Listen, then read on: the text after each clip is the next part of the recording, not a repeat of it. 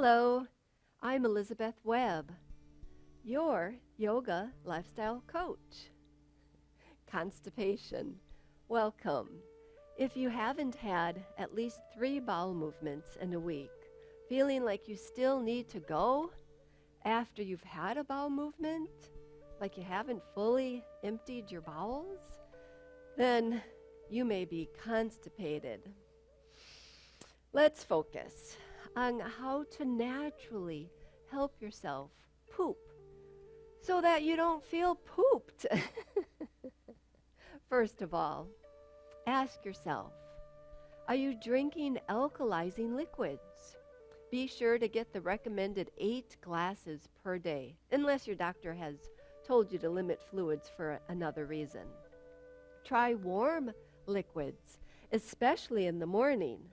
Add a tablespoon of chia seeds to an 8-ounce glass of liquid. Add fruits, especially prunes, and vegetables like beets and kale to your diet. Exercise most of the days, and don't ignore the urge to poop. According to Ayurveda, poor digestion can be linked to irregular bowel movements. Suppressing or holding this urge to poop will not only cause vata gases to move upward, but suppressing a bowel movement also causes the upward movement of toxins and the blockage of apana. Then too much vata in the gut, reproductive system, the lower extremities, can cause headaches, sinus concerns, abdominal discomfort, and belching, which suggests that the upward moving digestion has risen all the way to the stomach, to the heart, to the head, even to the sinuses. New science is realizing the neurons and microbes of the large intestine can be related to the health of the system.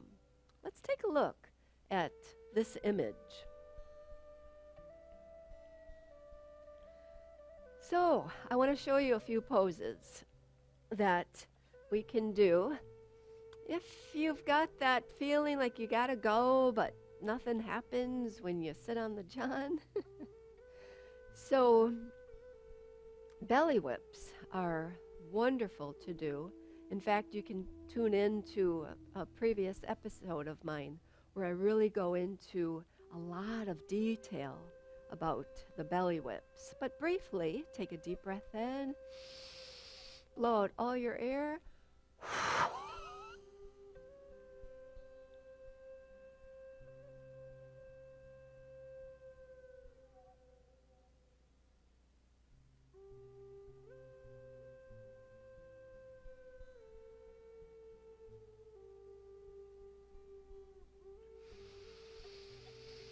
And inhale slowly.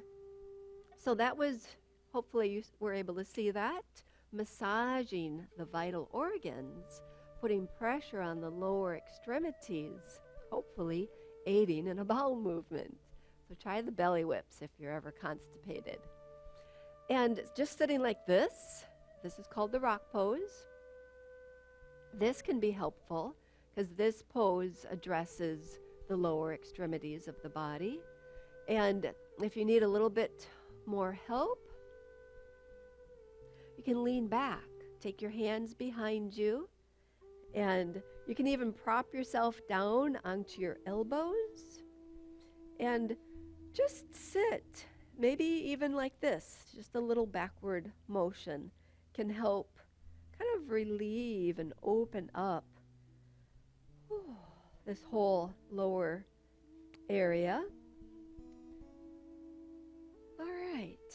And so you can choose 1 or 2 of these poses that are going to resonate for you, or you can go along with me for this whole, like a little routine. So let's do a spinal twist. Twisting is always good for getting some pressure in the lower extremities. Just take one hand and bring it across your body to the opposite knee. So instead of pulling with the arms, really think about how you're working the belly and feel the abdominal muscles contracting, squishing. Because who likes to be constipated? Now let's do that to the other side.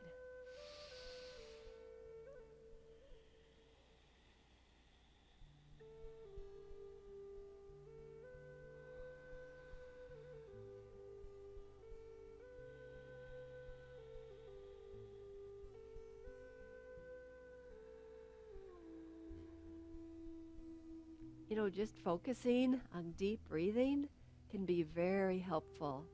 When the cardiovascular system is increased, that just gets everything flowing. And of course, if we're being stopped up, then that means something is probably stopped up, like maybe our breath. Maybe we can realize that we're doing some shallow breathing. If you just do some deep diaphragmatic breath.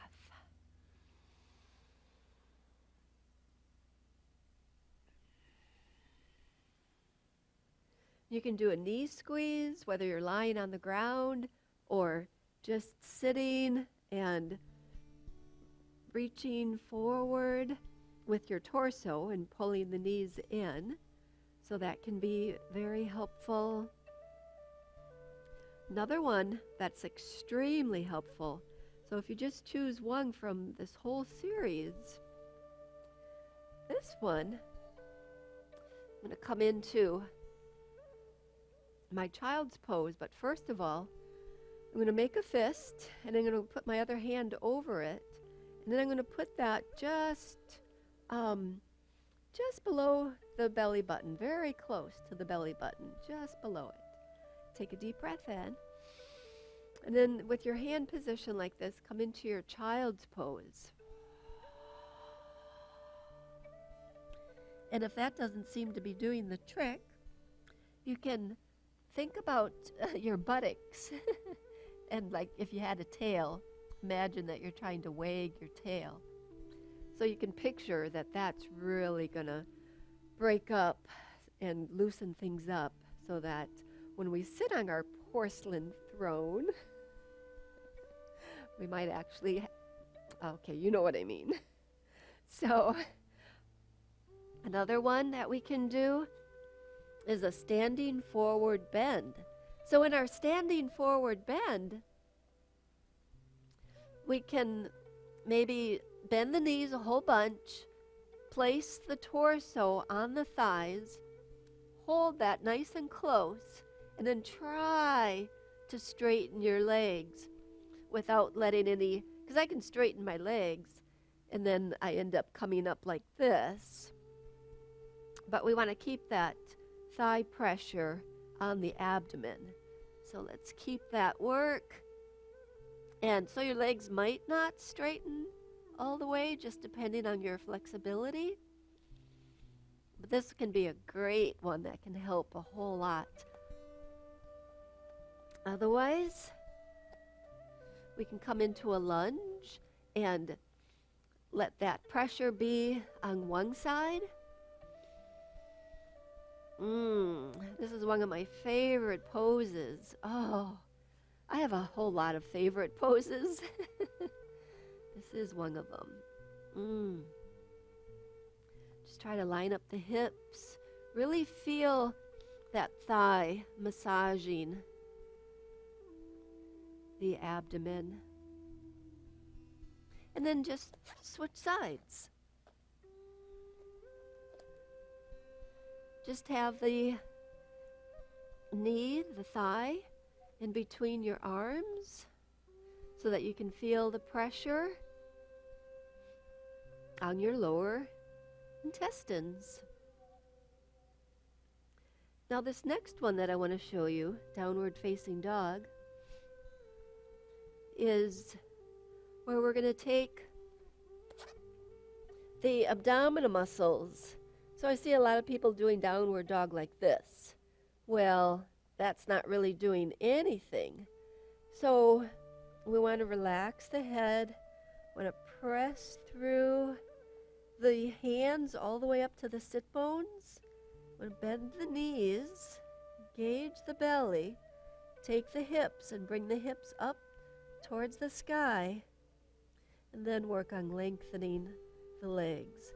Now, the work that I'm doing in my abdomen is contracting the lower extremities, causing less space, helping massage. And so we could do a spinal twist in our lunge, where we bring an elbow up and move into a twist, one side, switch legs again. And so now we're bringing more closeness in. And remember earlier I said if we can do our twists, and look, we're doing a twist in this pose, very beneficial. And otherwise, we can just put pressure. Just put pressure. You can hang out in Sphinx pose. And in our Sphinx pose, just feel how the belly is being stretched and pulled open so that any congestion is being released. Or if we want to take this a little further, we could take it into our cobra pose, working the upper body a little bit more. If we want more sensations, we can move this into the bow. And we could do it on one leg, and then the other leg. Or we could do that on both legs. And then you could rock back and forth, just using your breath to inhale, exhale, release, or hold it. Just stay in this pose maybe until you start feeling the cramping, the movement, the need to go. And otherwise, another extreme pose is the elephant. So we're going to come into a squat. So from a squat, we're going to let everything, again, get a little bit of a massage.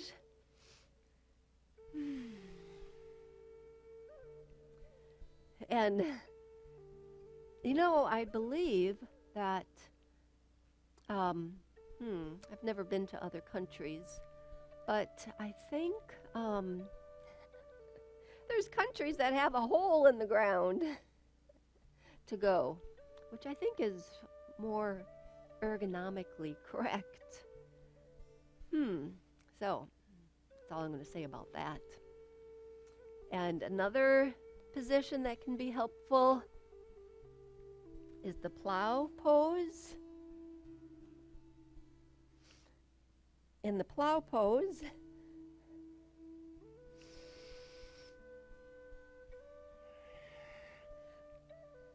we're going to see if our toes can touch the ground overhead. But we want to give space, though, in the torso. So we're trying to give space in this pose. So don't let yourself be like this, where you're just, oh yeah, this is, interesting. Can't breathe, but look at me. I'm in the pose and I can't breathe. So don't be mean to yourself by squishing yourself. Be strong, be aware, practice yoga. Otherwise, take a nap in that pose, and then you're not practicing yoga. So use the abdominal belly muscles and create length like you want your toes to touch the ceiling, and then keep that length in your belly as you allow the legs to come down. And then when you're coming out, nice and slowly, come on out. And there's a pose called the wind releasing pose. So, in that pose, it's not just a knee squeeze. You're actually taking the knees and inviting the knees to come into the underarm area. So that then hopefully you can see this right here, that the thigh and the belly is connected again. So then with nice strong arms, we're pulling the thighs into the belly. Yeah, all right. So hopefully you're feeling some sensations. Otherwise, lots of movement can be helpful. And a lot of movement could be our spinal rolls, where we just roll.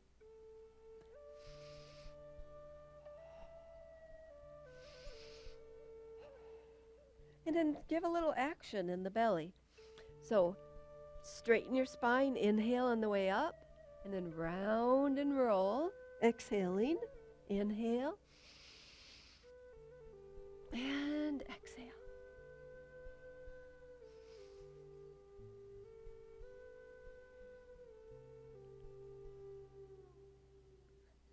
All right, so if none of those yoga poses get you going, then I want to show you a mudra. A mudra means that we're going to do yoga in our hands. So doing yoga in our hands is we're going to be aware of bringing the thumb and the index finger and the middle finger, so our two peace fingers, and we're going to touch them. So the tips of those three, the two fingers and the thumb are touching, and then the little finger and the ring finger are extending out. So just doing this mudra can be very helpful. Now earlier I talked about, I was telling you about the apana and the upward movement of gas, which in turn is not helpful. So the apana, the vayu, the way that air flows throughout the body, so more like on an energetic level, from the belly button down, is apana, inside the abdomen is samana, and then up is udana, and then Vyana, I believe, is upward, and then prana is like from the heart through the extremities. Did I get all 5 of them? And so we're just going to focus on apana, the movement of air, the flow of energy inside the body, from the navel downward, even through the legs. But when I'm in the bathroom, sitting there, and it's like, oh, why is this taking so long? Why, all the questions we ask ourselves, because when we go to the restroom to do our duty, usually, we live in America, we just want to get it done. And so after I've sat there for a little bit, and it's like, oh, okay, so things aren't moving, so then I'll just start visualizing. I don't know if that's a good word. Imagining. So anyways, I become aware of the downward flow of the energy. And sure enough, things start flowing. And if that's not good enough, add the mudra to that awareness. And so hopefully today's session can be beneficial for the poses that we've gone through. And so hopefully you're able to join me as a little yoga practice for these this episode, or remember one of these And maybe you tried it when I was showing them to you. And after any yoga session, let's take time to end with deep relaxation. So we're just going to lie on our back. But to help with constipation, let's use the strength of the belly to slowly lower ourselves down. So see how strong you can be in your belly. How slow can you go?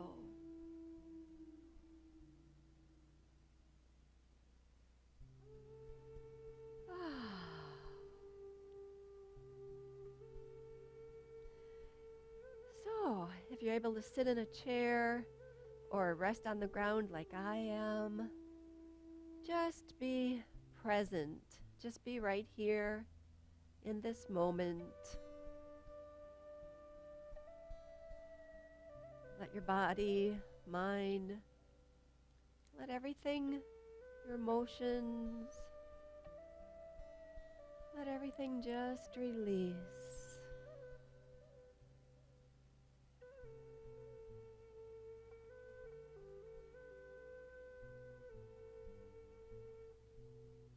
So now we finally get to relax during Shavasana, deep relaxation.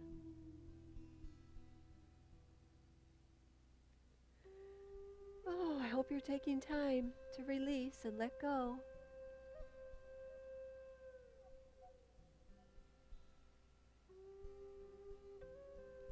So we can release and let go of that which we don't need.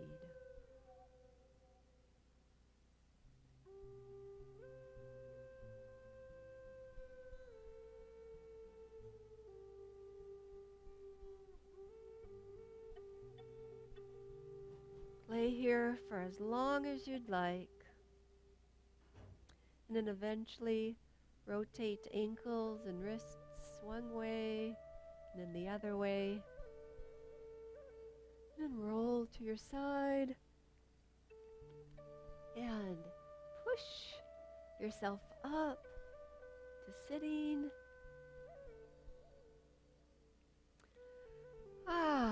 Thank you so much for being here. And thank you for coming to today's show. I appreciate you being here. And continue watching. Look into my other episodes where I went into depth with those belly whips. Those are going to be your lifesaver to let things flow. Namaste.